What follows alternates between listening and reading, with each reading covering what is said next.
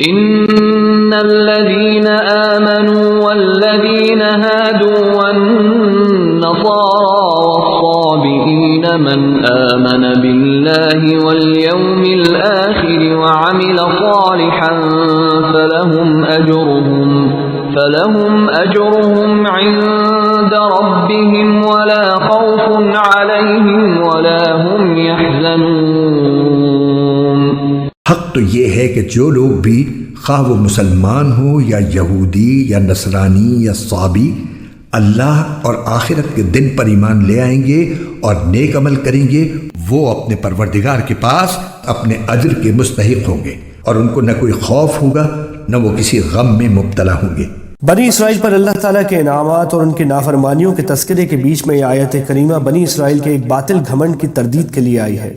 ان کا عقیدہ یہ تھا کہ صرف انہی کی نسل اللہ کے منتخب اور لاڈلے بندوں پر مشتمل ہے، ان کے خاندان سے باہر کا کوئی آدمی اللہ کے انعامات کا مستحق نہیں ہے۔ آج بھی یہودیوں کا یہی عقیدہ ہے، اسی لیے یہودی مذہب ایک نسل پرست مذہب ہے، اور اس نسل کا باہر کا کوئی شخص یہودی مذہب اختیار کرنا بھی چاہے تو یہ اختیار کر ہی نہیں سکتا یا ان حقوق کا مستحق نہیں ہو سکتا جو ایک نسلی یہودی کو حاصل ہے۔ اس آیت نے واضح فرمایا کہ حق کسی ایک نسل میں محدود نہیں ہے، اصل اہمیت ایمان اور نیک عمل کو حاصل ہے۔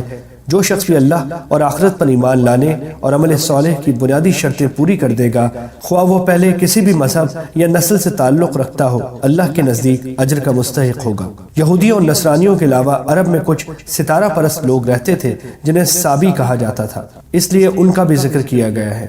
یہاں یہ بھی واضح رہے کہ اللہ پر ایمان لانے میں اس کے تمام رسولوں پر ایمان لانا بھی داخل ہے، لہٰذا نجات پانے کے لیے رسول اکرم صلی اللہ علیہ وسلم پر ایمان لانا بھی ضروری ہے۔ چنانچہ پیچھے آیت 40-41 میں اسی لیے تمام بنی اسرائیل کو حضرت صلی اللہ علیہ وآلہ وسلم پر ایمان لانے کا حکم دیا گیا۔ وَإِذْ أَخَذْنَا مِيثَاقَكُمْ وَرَفَعْنَا فَوْقَكُمُ الطُّورَ خُذُوا مَا آتَيْنَاكُمْ بِقُوَّةٍ وَاذْكُرُوا مَا فِيهِ لَعَلَّكُمْ تَتَّقُونَ۔ اور وہ وقت یاد کرو جب ہم نے تم سے تورات پر عمل کرنے کا عہد لیا تھا اور کوہ طور کو تمہارے اوپر اٹھا کھڑا کیا تھا کہ جو کتاب ہم نے تمہیں دی ہے اس کو مضبوطی سے تھامو اور اس میں جو کچھ لکھا ہے اس کو یاد رکھو تاکہ تمہیں تقوی حاصل ہو۔ جب حضرت موسیٰ علیہ السلام تورات لے کر آئے تو بنی اسرائیل نے دیکھا کہ اس کے بعض احکام بہت سخت ہیں، اس لیے اس سے بچنے کے بہانے تلاش کرنے شروع کر دیے۔ پہلے تو انہوں نے کہا کہ اللہ تعالی ہم سے خود کہے کہ تورات پر عمل کرنا ضروری ہے۔ مطالبہ اگرچہ نامعقول تھا مگر ان پر حجت تمام کرنے کے لیے ان میں سے 70 آدمی منتخب کر کے حضرت موسیٰ علیہ السلام کے ساتھ کوہ طور پر بھیجے گئے، جیسا کہ قرآن کریم نے سورہ اعراف میں بیان فرمایا ہے، جن کو اللہ تعالیٰ نے براہ راست تورات پر عمل کا حکم دیا۔ مگر جب یہ واپس لوٹے تو انہوں نے اپنی قوم کے سامنے تصدیق تو کی کہ اللہ تعالیٰ نے تورات پر عمل کا حکم دیا ہے، لیکن ایک بات اپنی طرف سے بڑھا دی کہ اللہ تعالیٰ نے یہ بھی فرمایا ہے کہ جتنا تم سے ہو سکے اتنا عمل کر لینا، لیکن جو نہ ہو سکے وہ ہم معاف کر دیں گے۔ چنانچہ تورات کے جس حکم میں بھی انہیں کچھ مشکل نظر آتی وہ یہ بہانہ تراش لیتے کہ یہ حکم بھی اسی چھوٹ میں داخل ہے۔ اس موقع پر اللہ تعالیٰ نے کوہ طور ان کے سروں پر بلند کر دیا کہ تورات کے تمام احکام کو تسلیم کرو۔ جب انہیں یہ اندیشہ ہوا کہ کہیں پہاڑ ان پر گرا نہ دیا جائے تب ان لوگوں نے تورات کو ماننے اور اس پر عمل کرنے کا عہد کیا۔ اس آیت میں اسی واقعے کی طرف اشارہ ہے۔ کوہ طور کو ان کے سروں پر بلند کرنے کی یہ صورت بھی ممکن ہے کہ پہاڑ کو اپنی جگہ سے ہٹا کر ان کے سروں پر معلق کر دیا گیا ہو، جیسا کہ حافظ ابن جریر رحمۃ اللہ علیہ نے متعدد تابعین سے نقل کیا ہے، اور ظاہر ہے کہ اللہ تعالیٰ کی قدرت سے یہ کچھ بھی بعید نہیں ہے۔ اور یہ بھی ممکن ہے کہ کوئی اور ایسی صورت فرما دی گئی ہو کہ ان لوگوں کو ایسا محسوس ہو کہ پہاڑ ان پر آ گرے گا، مثلاً کوئی زلزلہ آ گیا ہو جس سے انہیں ایسا لگا ہو کہ پہاڑ گرنے والا ہے۔ چنانچہ سورہ اعراف میں اس واقعے کے بارے میں الفاظ یہ ہیں، وَإِذَا انتَقْنَا الْجَبَلَ فَوْقَهُمْ كَأَنَّهُ ذُلَّةٌ وَظَنُّوا أَنَّهُ وَاقِعٌ بِهِمْ۔ اس میں لفظ نطق استعمال ہوا جس کے معنی لغت میں زور زور سے ہلانے کے آتے ہیں، لہٰذا آیت کا یہ ترجمہ بھی ممکن ہے کہ جب ہم نے پہاڑ کو ان کے اوپر زور سے اس طرح ہلایا کہ ان کو یہ گمان ہوا کہ وہ ان پر گر پڑے گا، یہاں یہ بات واضح رہے کہ کسی شخص کو ایمان قبول کرنے پر تو زبردستی مجبور نہیں کیا جا سکتا، لیکن جب ایک شخص ایمان لے آئے تو اسے نافرمانی پر سزا بھی دی جا سکتی ہے اور ڈرا دھمکا کر حکم ماننے پر آمادہ بھی کیا جا سکتا ہے۔ بنی اسرائیل چونکہ ایمان پہلے ہی لا چکے تھے، اس لیے ان کو اللہ کے عذاب سے ڈرا کر فرما برداری پر آمادہ کیا گیا۔ ثم تولیتم من بعد ذلك فلولا فضل الله عليكم ورحمته لكنتم من الخاسرين۔ اس سب کے باوجود تم دوبارہ راہ راست سے پھر گئے، چنانچہ اگر اللہ کا فضل اور رحمت تم پر نہ ہوتی تو تم ضرور سخت نقصان اٹھانے والوں میں شامل ہو جاتے۔ وَلَقَدْ عَلِمْتُمُ الَّذِينَ اعْتَدَوْا مِنكُمْ فِي السَّبْتِ فَقُلْنَا لَهُمْ كُونُوا قِرَدَةً خَاسِئِينَ۔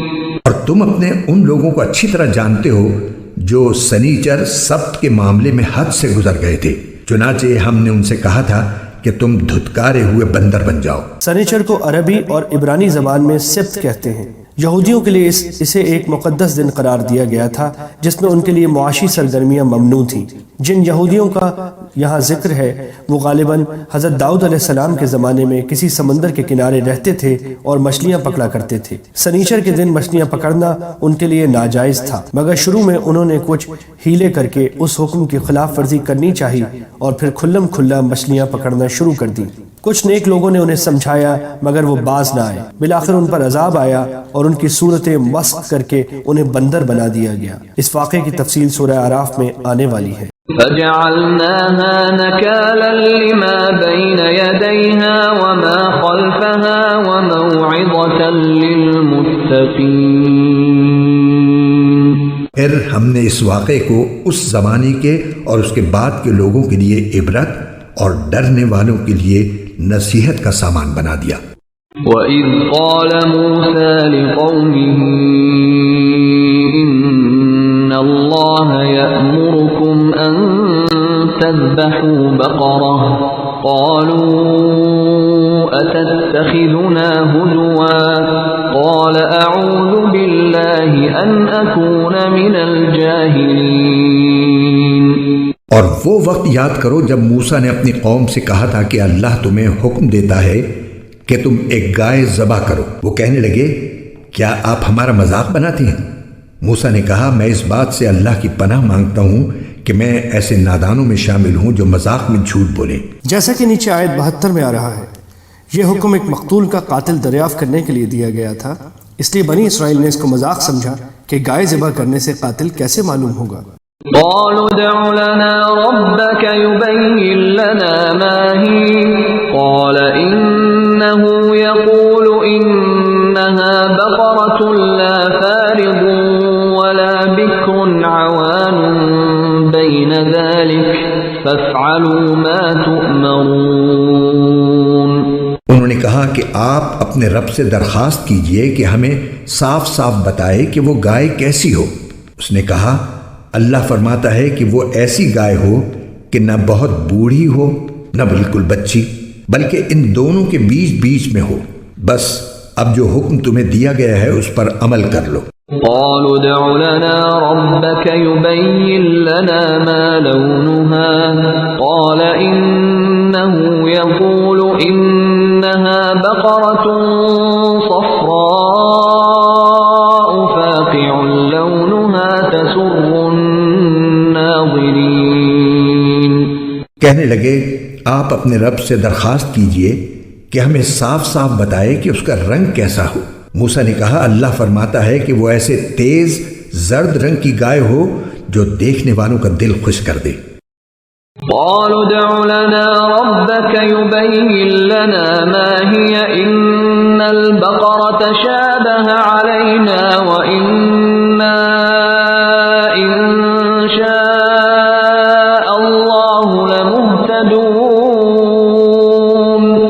انہوں نے پھر کہا کہ آپ اپنے رب سے درخواست کیجئے کہ ہمیں صاف صاف بتائے کہ وہ گائے کیسی ہو۔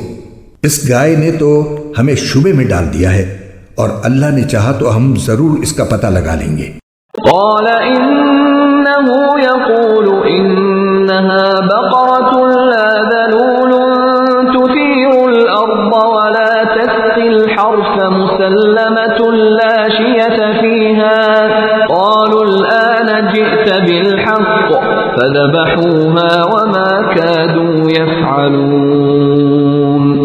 موسیٰ نے کہا اللہ فرماتا ہے کہ وہ ایسی گائے ہو جو کام میں جٹ کر زمین نہ گاہتی ہو اور نہ کھیتی کو پانی دیتی ہو، پوری طرح صحیح سالم ہو جس میں کوئی داغ نہ ہو۔ انہوں نے کہا ہاں اب آپ ٹھیک ٹھیک پتہ لے کر آئے۔ اس کے بعد انہوں نے اسے ذبح کیا جبکہ لگتا نہیں تھا کہ وہ کر پائیں گے۔ مطلب یہ ہے کہ شروع میں جب انہیں گائے ذبح کرنے کا حکم ہوا تھا تو کسی خاص قسم کی گائے نہیں بتائی گئی تھی، چنانچہ وہ کوئی بھی گائے ذبح کر دیتے تو حکم پورا ہو جاتا، لیکن انہوں نے خواہ مخواہ کھود کریت شروع کر دی، جس کے نتیجے میں اللہ تعالیٰ نے بھی نت نئی شرطیں عائد فرمائی اور ایسی گائے تلاش کرنا مشکل ہو گیا جو ان شرطوں کو پورا کرتی ہو، یہاں تک کہ ایک مرحلے پر ایسا محسوس ہونے لگا کہ شاید وہ ایسی گائے تلاش کر کے ذبح کرنے کے قابل نہ ہو۔ اس واقعے میں یہ سبق یہ دیا گیا ہے کہ بلا وجہ غیر ضروری کھوج میں پڑنا ٹھیک نہیں، جو بات جتنی سادہ ہو اس پر اتنی ہی سادگی سے عمل کر لینا چاہیے۔